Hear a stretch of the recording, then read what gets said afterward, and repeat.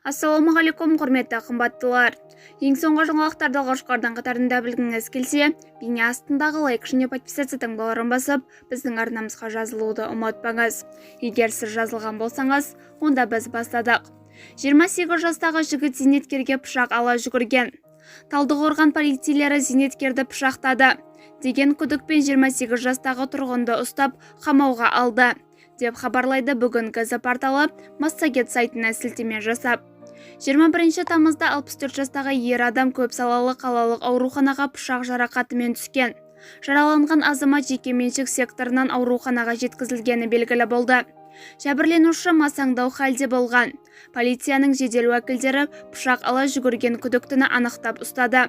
Күдікті 28 жастағы ер адам болып шықты.